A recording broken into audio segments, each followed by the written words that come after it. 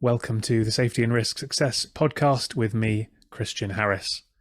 Today I'm sharing one of our Safety Roundtable sessions which took place recently, and it's all about a big topic that's absolutely relevant to all of us, which is how and what do we need to prioritise in safety. We use our State of Safety 2022 report as a bit of a backdrop to give some context to this, so we delve into where people place their priority, what are the blockages that are stopping them from achieving their priorities, what outcomes are they seeking to achieve, and then I give some thoughts around how to approach this question of prioritization based on what I've seen in the past and that's been working well, what the data from the State of Safety report tells us, and then we open it up to wider discussion as well with some great interactions from the panel members. If you haven't taken part in one of these roundtable sessions before, they happen on Wednesdays at 12:30. We've just changed the time recently to being a lunch and learn, and we cover a different topic every single week. So it's a great opportunity to come along, to network with your peers. There are normally between 20 and 40 safety professionals taking part, to learn best practices, and also to share your insights and your experiences of what is working for you and how you've overcome challenges and how you've driven success in safety and risk. So do join us at one of the sessions coming up in the future. You can sign up for free on safetyroundtable.co.uk. Let's join this session then about prioritization in safety, how and what to prioritize. Hope you enjoy it. Cheers. Welcome to the Safety and Risk Success podcast with Christian Harris. We believe that proactive safety and risk management powers business performance. Each week we explore this theme, sharing guests, stories, insights, trends, hints and tips. You can find us on all the major podcasting platforms, and video versions are available on YouTube. But for now, let's join the conversation with Christian. Cool. So welcome everybody. Thanks for joining today. We're going to be talking about prioritization, which obviously is a topic that is relevant to us all. And what we're going to discuss really is how we should go about prioritizing and what we should prioritize. As always on these sessions, the idea is to be interactive, to share your thoughts, to share best practice, to share what's working and has worked for you, and to learn from others and enable us to network and basically drive best practice in safety. That's kind of why we do these sessions. So let's start by asking this question. Let me know in the chat if any of these sound familiar to you or feel familiar to you. Just letting Gordon in. So how about this? A bit of a mountain of paperwork, lots and lots piling up, lots and lots going on, and almost a never-ending pile constantly being added to of paperwork, whether that be real life paper or that be electronic paperwork. Wonder if that might resonate with anybody. Let us know, yes or no, in the chat. Next thing, juggling, and not in a good, fun circus kind of way. Yeah, lots of yeses in the chat about paperwork and about juggling. Juggling priorities, perpetual, says Eric. Perpetual for both. Yeah. Hi Lillian, thanks for joining. Lots of paperwork, lots of juggling, little time to focus. And then, what about this? Andy says he's spinning plates. Yeah, I could have used a spinning plate analogy rather than juggling. Matthew on LinkedIn says yes. What about this? We've got all these targets, and the question is, which of these targets do we shoot at? Do we go for the one in the top left? Do we go for the second in from the right and two up from the bottom? Which one of the targets are we going to be shooting for? All three are my daily challenge, says Ralph. Yeah. Everything's a priority, Chris. Lots of yeses coming in on LinkedIn. Okay, So we're setting a scene here that prioritization is difficult. If everybody's agreeing with these premises, then what we're saying is we've got a lot going on. We're juggling stuff. We're not exactly sure where we should put our time, effort, and focus, and therefore that's good because we're in the right place. Because we're going to be talking about how we can maybe think about these problems and what we can do to approach this challenge as we get into this. For those of you, by the way, on the Zoom, if you want to interject, if you want to say something, just raise your hand. You go to reactions, raise your hand, and I'm happy to take anybody wanting to add any thoughts whenever. Adam on LinkedIn says I must be in his mind. Hopefully in a good way, Adam. So yeah, anybody that wants to join, and if you are watching on LinkedIn or on Twitter and you want to join us on the Zoom, so you can actually come and talk without just relying on the comments, then just head over to safetyroundtable.co.uk. You can register there and just hop straight into the Zoom and join us. So for those of you that haven't met me before, I'm just going to do a very quick intro. So my name is Christian Harris. I run a business called Slip Safety Services. I do lots of content. I've got a podcast. This afternoon, I'm hosting a roundtable session and for Risk Awareness Week. I do stuff, lots of talking and things like that, content-wise.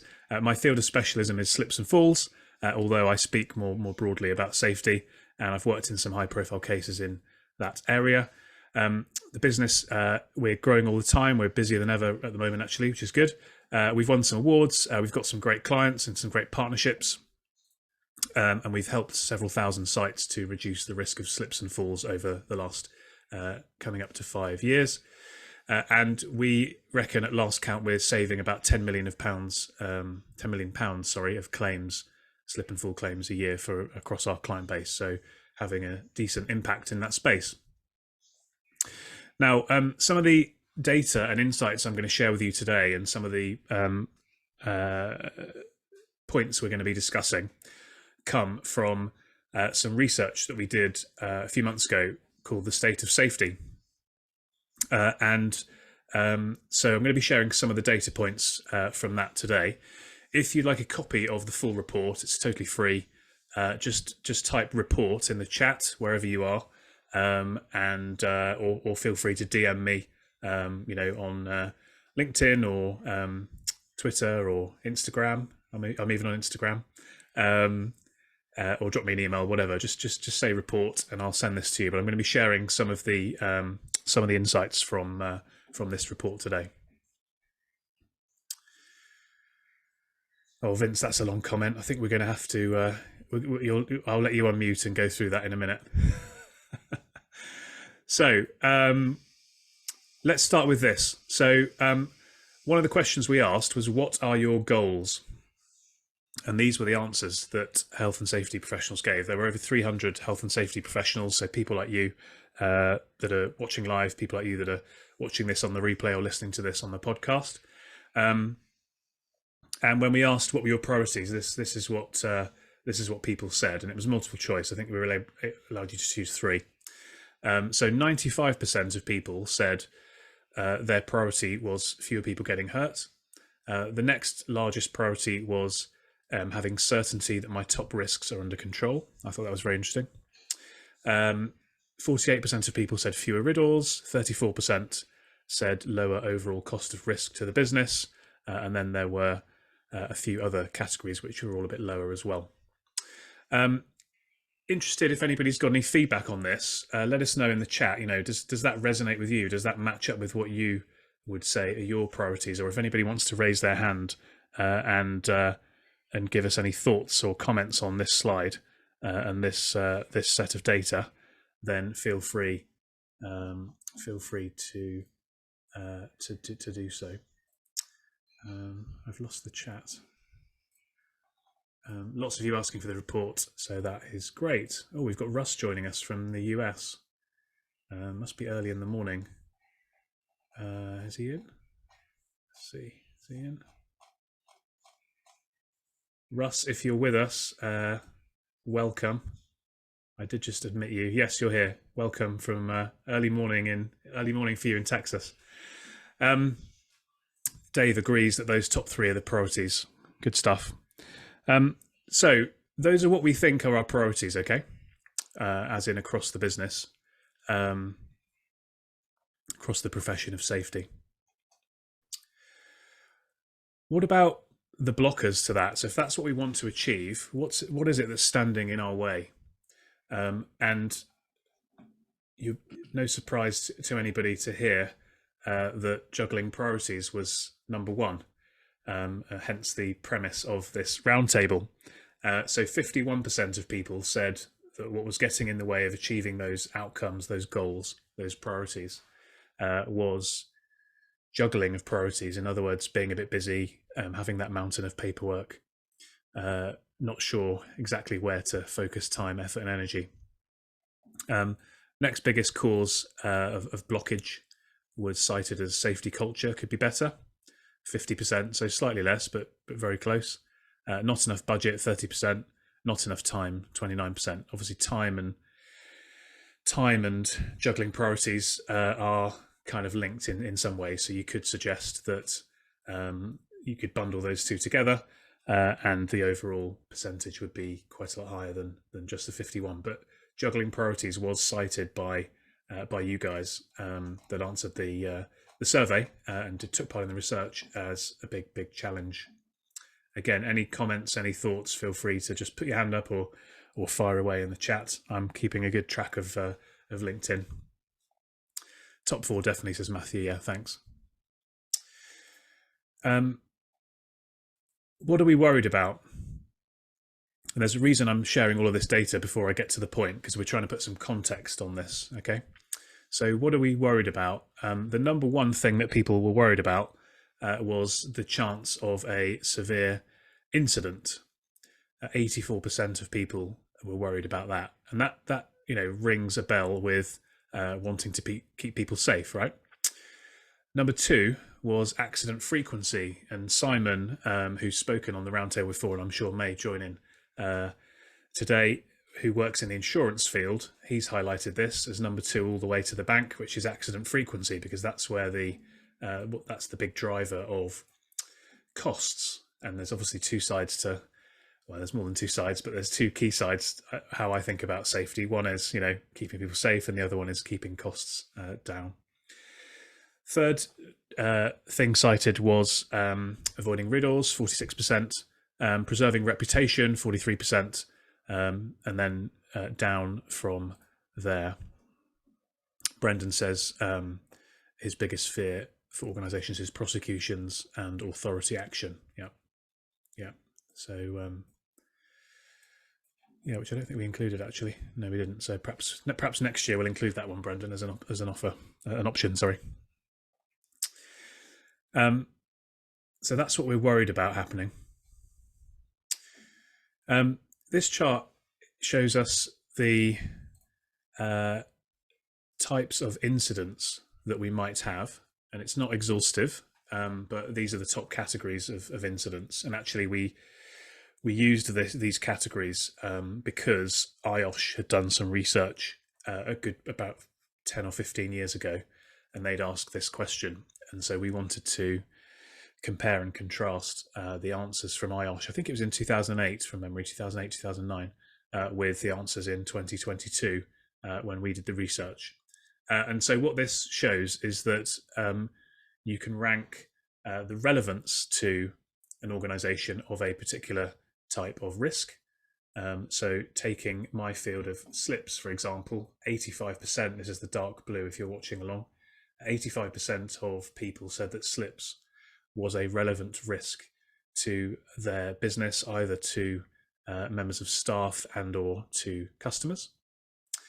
It also shows the causation, and by causation we mean which are the biggest causes of incidents and costs. So trips, for example, has 67% of people saying that it's a relevant, one of their most relevant and largest causes of incidents and costs. And it also shows prioritization.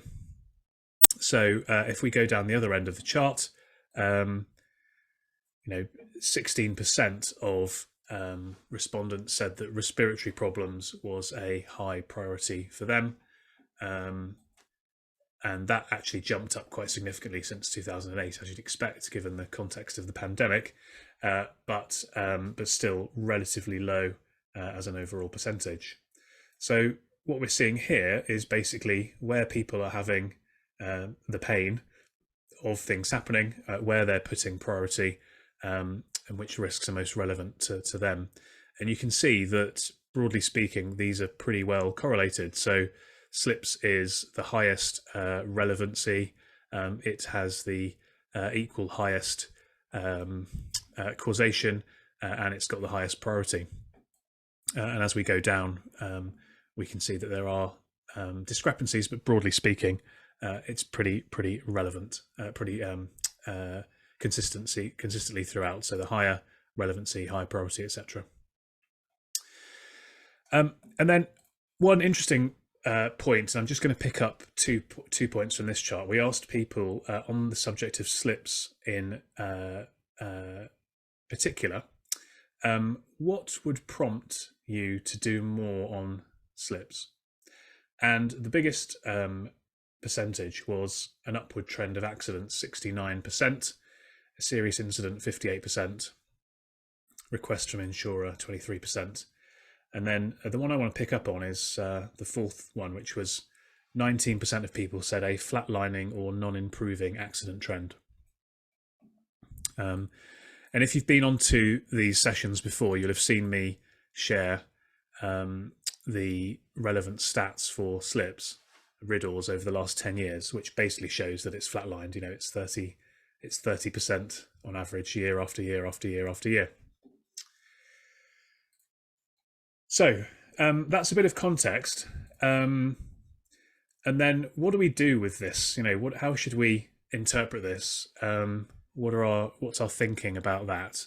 I don't know if anybody wants to give any initial thoughts, or if not, then I can share kind of my thoughts of how to go about thinking about prioritization, and see whether that resonates and whether that chimes with you guys. I don't know if anybody's got any initial thoughts on any of the pieces of data that we've shared. If you do, then feel free to put your hand up. But I would see that there's a few aspects here that we can think about in terms of how we should go about prioritizing and what we should prioritize. So this is a bit of a Venn diagram, but with 5 points on, and I'm sure there could be more that we could add in as well. I'd be interested to get people's feedback on that. But I'll just run through kind of where I would see, based on some of this data and the insights that we've had from that, where we could think about doing some prioritization.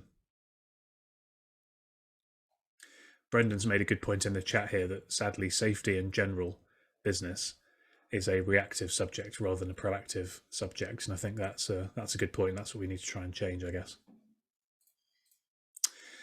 So the first thing that I sort of had in mind was cost, and costs actually were quite far down the list for you guys as safety professionals when we asked the question. But I think if we were to ask those same questions to CEOs or financial directors, particularly financial directors, but boards, senior leadership teams of organisations, I suspect that most of them would put the costs elements a bit higher up than we did.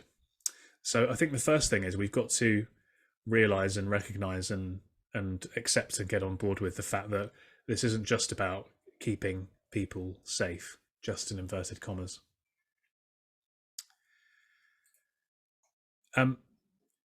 Next thing that I highlighted was business priority.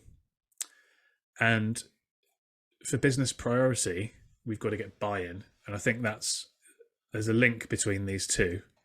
You can draw a line a little bit between these two. They're not one and the same, because we should be looking at costs, and the costs actually, if we think about what Simon made as a point about these attritional accident types, such as slips, such as manual handling, the cumulative effect of the cost of these can be massive and can actually outweigh and skew the data significantly away from perhaps the business priority end may well be thinking about catastrophic stuff.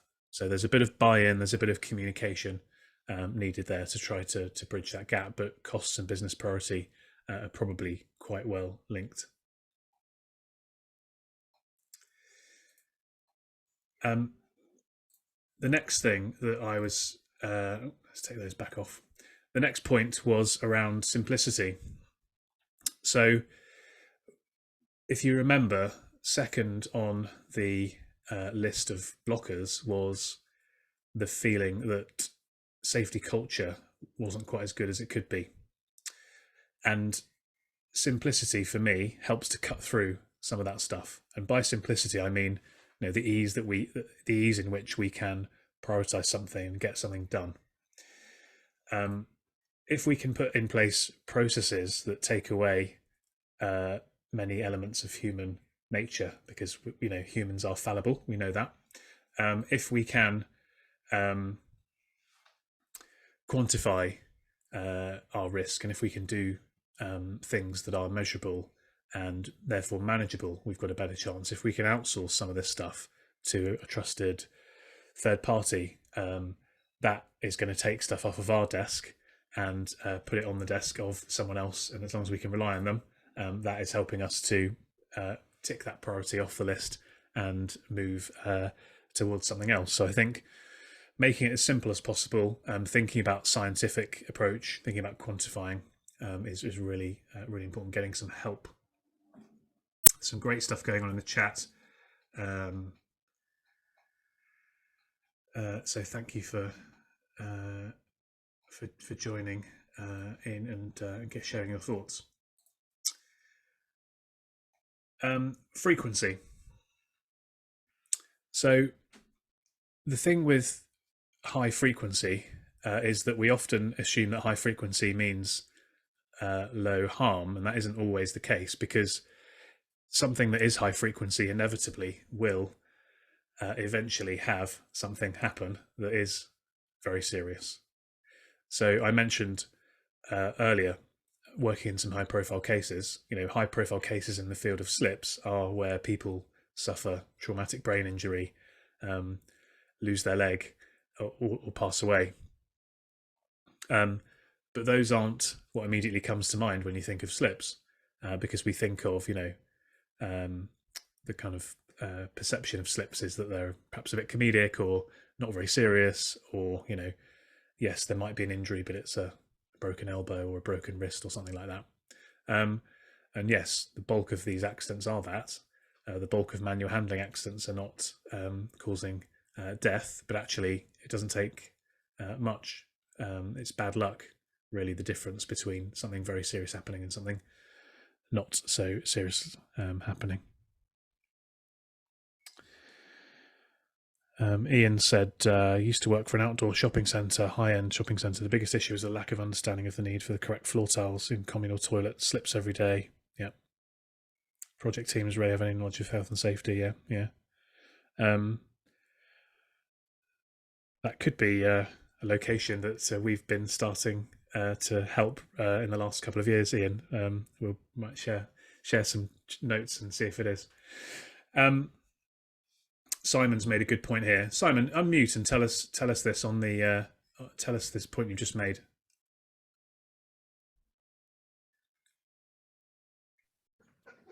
Well, I'm in the office, so you'll probably get about half a dozen other people as well. That's all right. Which point? Just the point about the fatality being, from an insurance claim perspective. Yeah, this is off the cuff. Broadly speaking, and this, I'm being brutal here because it's we're all in the same sort of business. But a fatality, if someone dies, that's it.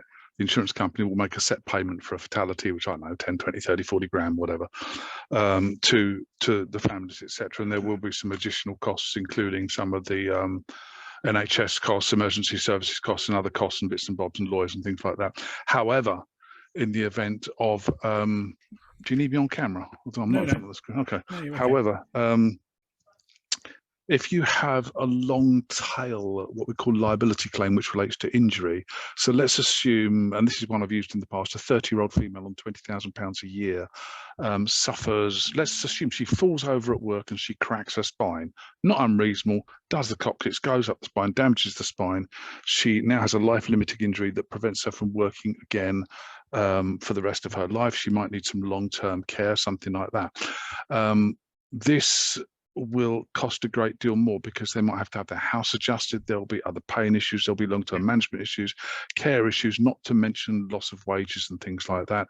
So we used to find that something like that, 30-year-old female earning 20 grand a year, requiring, assuming 100 grand rest of life care, needing long-term support, that claim would go through at about 3 mil. It'd be more than a fatality. Now, since the rise of the Ogden tables, which are due to move again soon, that we figured that could be going up to somewhere around about 8 mil for one particular insurance claim. That's a civil claim, not a criminal prosecution. Now, that could be trips, slips and falls. They might not even bother to issue fees for intervention or prosecution on that. On the flip side, if somebody does die, then the prosecuting authorities, the criminal authorities, the HSE, etc., Crown Prosecution Service, will come back and hit you with a fine, which is based upon the turnover of your company. National Grid, I think, got done £1 million for a broken leg at one stage. So it does depend upon the size of the company. But let's face it, these prosecutions are relatively rare. The money goes to the Treasury. The HSE would much prefer to hit you with a fees for intervention, which goes into their coffers. There are no targets, but there are, according to a senior inspector, expectations. So they're going to go down that route if they can. But I don't know about your insurance, but if you've got a £9 million claim on there, what do you think it's going to do to your insurance premium? So yeah, it's a side issue. But there's also the fact that once this happens to one, other people will start thinking, hang on a minute, so what he did, he fell over there and he got a bit hurt there. I reckon there's 50 grand in there for me. And I've got something going on with a big client at the moment. The culture has just about identified that there's easy money to be made here, and we're suddenly seeing the claims rise 20, 30, 40, 50% on some sites, even more on others. So, and this is based around trips, slips and falls. Fall over a pallet truck, 10 grand. You know, slip on something, whatever, another 12 grand. And if it's public, a public shopping centre, and you see one of those marvelous yellow signs that says, please slip here, I'll give you free money, which I've mentioned before. No, I'm not a great fan of those. It's culture. It's the culture about getting this cleaned up, get it dry, get it clean, make it unslippable, because you will get hit with the big ones. Does that answer your question? No, definitely, yeah. Just it's an interesting insight, because I think most people would, if you didn't understand how the tables for rewards of insurance claims in the UK work, you might think, oh, a fatality is going to be a massive claim. But actually, as you say, the reality is that it's a relatively modest sum, and it's never, what's a life worth? We know that a life is always going to be worth much more than anybody would ever get awarded in any kind of claim. But it's not, it sadly is so low on that spectrum that it's almost insultingly low in many ways. But that's just the reality of how it works. So it is worth thinking for sure about that. Russ asked about litigation or fear of litigation. I would put that within costs. I mean, that obviously that's going to lead to a cost, but it overlaps a lot of these, because frequency, relevancy, as we're going to talk about, is also a factor to play in terms of claims as well. And Andy makes a good point. Yes, having the appetite for this, because some businesses just pay out, which he says is naive. My experience on claims is that most of the time businesses don't want to pay out. I think what often happens is that, because the insurance company, if you've got a ground up insurance coverage, in other words, every pound of the claim is covered by your insurance company, they're going to pretty much take charge. And they have a very black and white approach to this, which is, do we think, statistically speaking, mathematically, that if we spend, is it going to cost us more to defend this than just to pay it out? And so you find that quite a lot of these more attritional claims will just get paid unless there's a very strong evidential case that you can bat it away, and or there's a view that there might be some fraud involved, or it's not a as a legitimate claim as it might be, you'll find that they'll often get paid out, and that it's when the business then needs to have those conversations with the insurer and do the stuff that will enable them to defend the claims. And we've talked a lot about that before. Christian, can I just pick up on two little bits there? Yeah. One of them, you mentioned fraudulent claims. There's a terminology out there called fundamental dishonesty. In short, section whatever it is of the Criminal Justice Act, but in short, if it can be proven that a claim is basically it's fraudulent from day one, then it entitles the insurers effectively to chuck it out, and there are custodial sentences awaiting those who commit claims that subsequently are decided to be fundamentally dishonest. Suspended sentence 6 months was issued on a lady not long ago for a fundamentally dishonest claim. Yeah. That's worthwhile looking at. And the other one I've just forgotten about, so I'll come back when I remember it. Good stuff. It might have been about how you deal with your insurance company to have the right approach and have the right evidence. Perhaps, Simon, I don't know. I've just remembered. You just triggered. One of the things that is coming quite a lot now with insurance companies, I'm a massive, massive fan of it, and it particularly applies in the trips, slips and falls arena. And this is, well, it's a little tip, if you like, if nothing else. I'm fine with it. It's what we call pre-claim rehabilitation. So what happens is, let's assume somebody's going to fall over, hurt the back. They're going to get 12 grand from the insurance company. They're going to be off work. They'll have loss of earnings, 30 grand a year, whatever. You can figure out the sums yourself. But what's happening is now the insurance companies, before the person gets onto the no-win, no-fee solicitor, who's going to rake an absolute fortune in legal costs on something like this, the insurance company, what they'll do now, if they can, is get in early.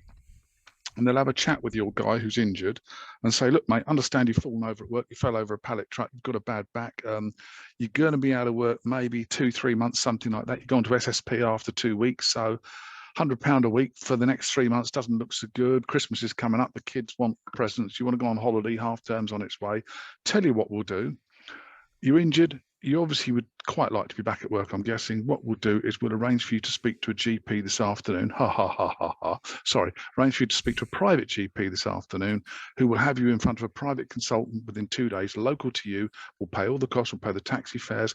The consultant will assess you, and then as he directs, we will arrange for you to have, I don't know, 15 sessions of physiotherapy, which we will pay for directly. You have to do nothing. You can get a taxi there, we'll pay for it. And we have found out in 90% of these circumstances, that means you can be back to work in, I don't know, 3 weeks instead of 3 months. What do you think? Most of the injured parties will go, I like that. And they'll take it because they'll be back earning their money after 3 weeks rather than 3 months. Doesn't work in every single case. But of course, the no-win, no-fee solicitors don't get a look in, and a 12 grand claim will go for 1,200 quid. And that makes a difference to the bottom line of your insurance costs, which makes a difference to the bottom line of your premium. And going back to what Brendan said, government's costs, private business profit, that's their bottom line. And for me, that's the motivator that triggers a lot of companies to think, yeah, okay, this will work.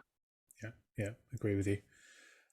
Russ was asking in the chat, who decides if a claim was falsified, the insurer or the courts? It's the court. Yeah, so the insurer would believe that it was falsified, and then they would present that to the court, but it would be for the court to decide. Be for the court to decide. And then, the last thing I was thinking about was relevancy. So, let's prioritise the stuff that is likely to happen rather than the stuff that we're worried might happen. We don't want somebody to fall from height, but in lots of businesses, some businesses are different, of course. A fall from height is just so unlikely that, if we're juggling priorities, if we've got that mountain of stuff to do, is there merit in spending too much time worrying about that? Even though the result of it could be catastrophic, of course. Probably not when we've got, cuts and burns and whatever else we've got, manual handling going on that's happening day after day, week after week, month after month, whatever it might be. And so, perhaps we should be prioritising based on relevancy. So that's a few thoughts from me.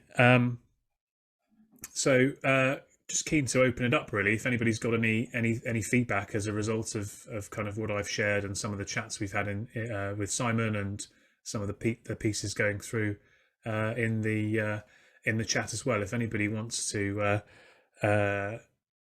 raise their hand and come and join, I'd particularly be interested to learn, what are you guys prioritizing? Does your approach to prioritization ring true with kind of what I've suggested there, or have you got a different way of thinking about it? And if so, I'd love to share. I'd love for you to share that and understand what that is. Yeah, Simon, very happy to do another podcast about this kind of stuff. What do we think should be prioritized? So if we go back to what we said, on average, people are prioritizing, is that the right approach, do we think, or do we think that's the incorrect approach?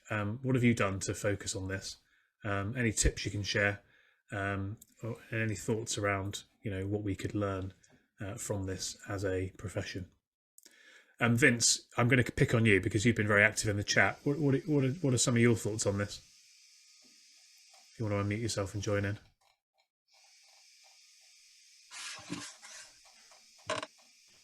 Can you hear me? I can, yeah. How are you doing? Not very well. Oh, really? How come? I've just had a prosthetic knee fitted. Oh dear. Not from a slip, trip and fall. No. Just been an old man now, but there we are. No, I'm doing all right. Well, I'm kind of coming at this from a slightly different angle from all the years I've been at this. And what I believe the safety profession should be prioritising is the delivery of profit and or the reduction of cost to the employers and the clients that we work for. In private for-profit organisations, the priority will always be profit.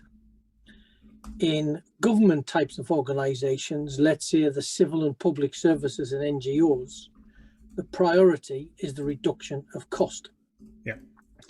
And until the safety profession gets its head, its heart, its actions and deeds around those business priorities, all the stuff that we try to do, with all the enthusiasm, passion and commitment that we do, we finish up making ourselves ill. So the background of all of the things that the safety profession does and tries to do for our employers and clients has got to be around delivering to the bottom line. If you're not doing that, you might get a couple of little wins, but in the long run, you'll be drowned out by the profit or cost reduction motive.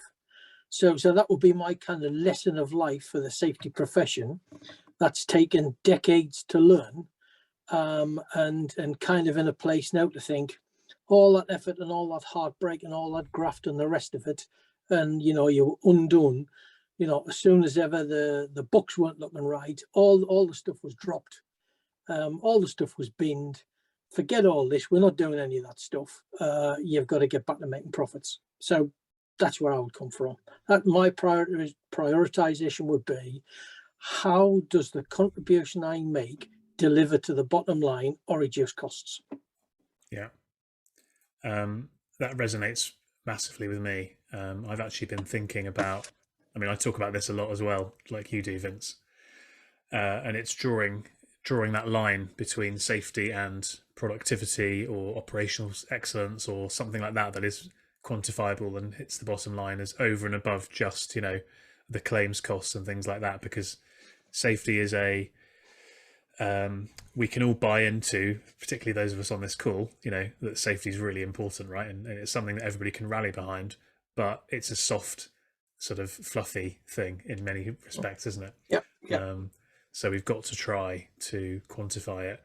And Simon put in the chat, if we can produce meaningful cost savings or improvements in profits for businesses based upon safety, we'll get a better buy-in. And that's absolutely my experience and my opinion. I'm actually thinking about doing some research, and I've had a few conversations with some industry organisations, shall we say, about trying to do some research on this point to try to deliver on some very solid case studies, numbers, stuff that with real businesses and actually producing almost a blueprint for us to go about achieving that objective.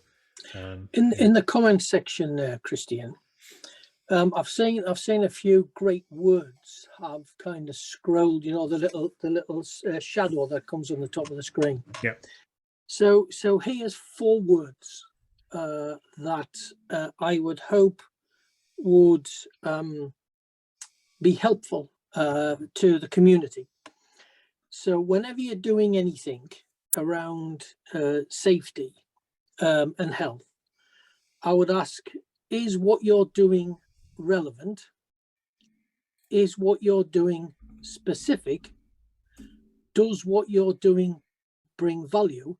And is what you're doing proportional against working people doing a work activity in a workplace, using work assets, producing work output, and getting along at work? Let's just call that work collectively. Is it relevant, specific, valuable, proportional? RSVP. There's an idea. And then if what you've done passes the RSVP test, it's likely going to work. Yeah, good stuff. I like that. Yvonne, you've got your hand up. I think thanks to my prompting.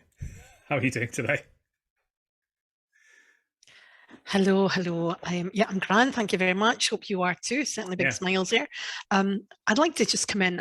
I've said before, I joined last week's roundtable. I do come at it from a different perspective. I don't like the emphasis on profit. I know we need to make money for any organisation to be sustainable. But until such times as we actually look after our people, engage our people properly, and look at a people-driven culture rather than a profit-driven culture within any organisation, that we will continue to have the number of accidents, incidents and fatalities that we have.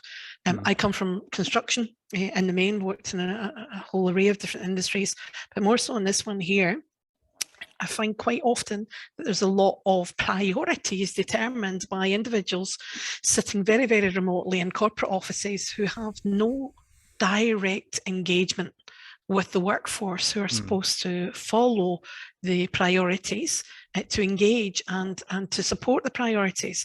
My view would be we need to have more engagement with the workforce and everyone involved in driving. If you engage your people, properly engage people and value their input, value their experiences, value your knowledge, then and only then will people buy into safety, so that every single one of them will go home safe, well, mentally well too in the workplace. It isn't all about profit. It can't be about profit. If anything we've learned over this whole COVID and pandemic experience, people want more. In fact, people deserve more. Yes, we can make profit, but if we look after our people, then the profit will come. If we keep chasing to the bottom line and don't actually look after our people, then we will lose people through accidents, fatalities, and we will lose them to other industries. So we need to be thinking about our people. Sorry, I'm very forceful in that view. It really drives me absolutely crazy when we talk about profit before people. And I appreciate everyone's comments and views on that. Mine's probably a bit out there in the overall scheme of things, but we need to change. I think actually we're saying the same thing, but we're just saying it in a slightly nuanced way. I think you and Vince are saying kind of the same thing, because actually what you said is that we need to get the people bit right, and then that will drive the profit. And actually what Vince is saying is that the people, the senior leadership teams are thinking about the profit. And I suppose our role then is to try to link, irrefutably link that people aspect. Because I think, again, it's something that everybody, if you stopped, if you went into the City of London and you stopped the FTSE 100 CEOs and chairmen and said, how important is it to look after your people for your business to do well, I'm sure they would all say that it is. I think the opportunity for us as safety professionals is that we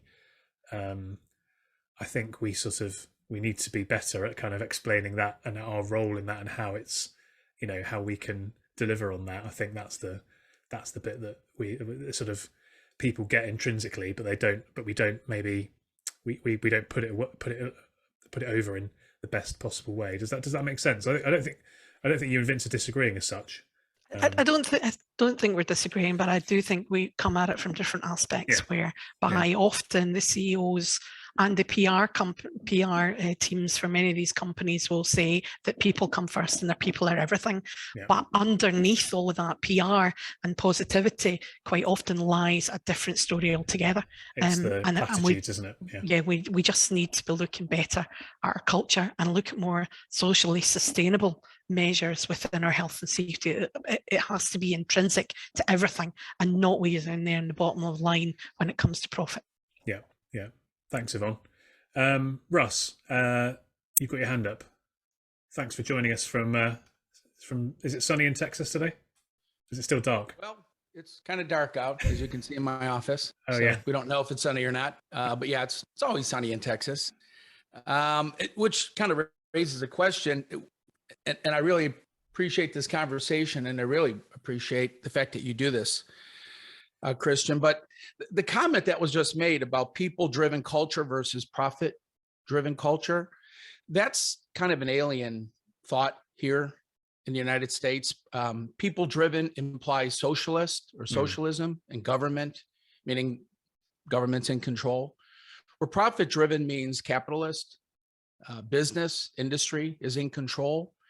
And unlike the UK, we have massive litigation as a control, and it works.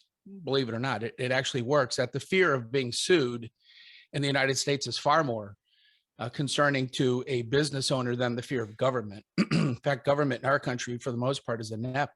They really do a very poor job as it relates to safety. In fact, if you look at OSHA's requirements for walking and working surfaces safety, it's a paragraph.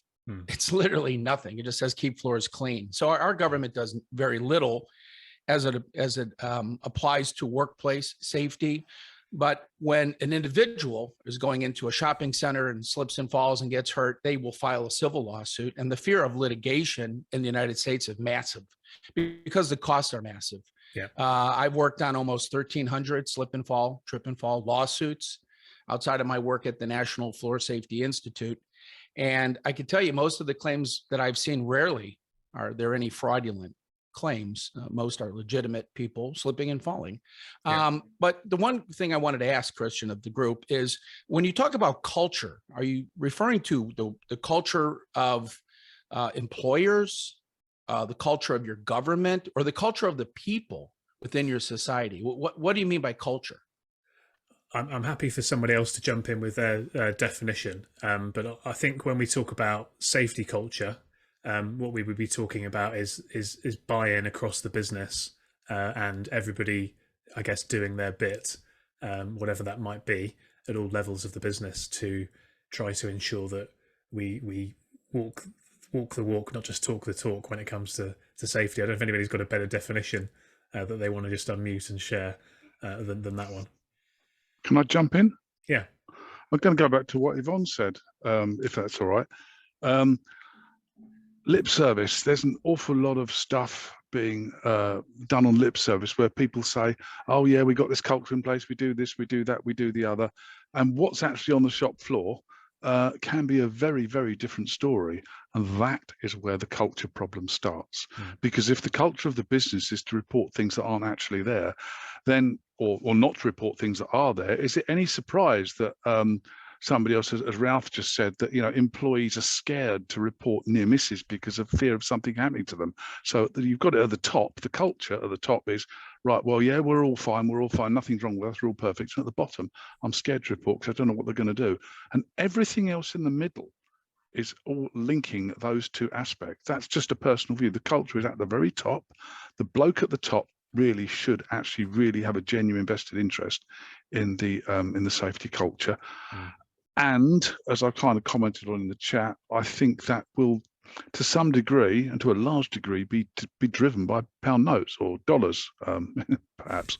Yeah. Mike, do you want to come in on that?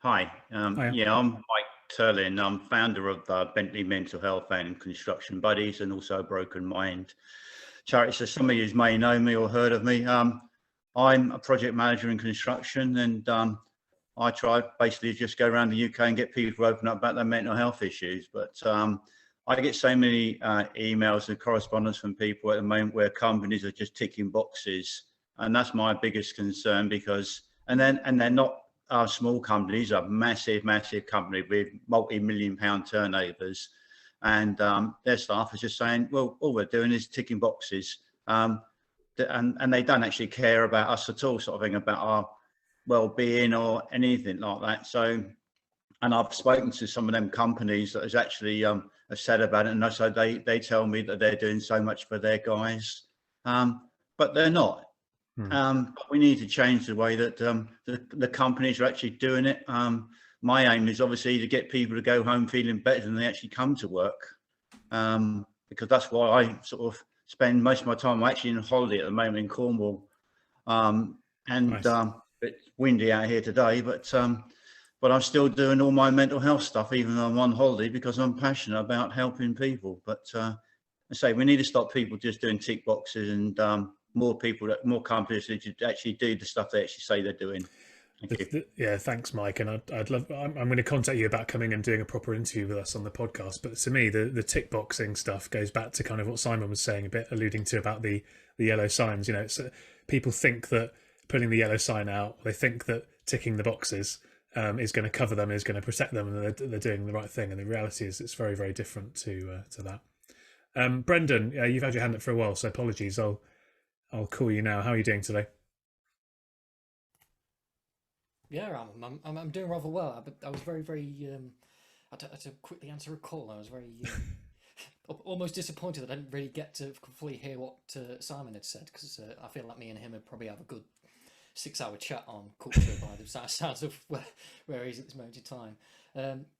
No, I post in chat about food safety. I mean, if I say anything that anybody thinks is a bit weird, the terms of health and safety and stuff like that is not my background. I love my bacteria and viruses. That's what keeps me up at night. But one of the fantastic things is the Codex Alimentarius, which has now been adopted by the European Union, where they go over food safety culture and the importance of actually managing that within the workplace. And it's absolutely outstanding working with some of the students that you work with.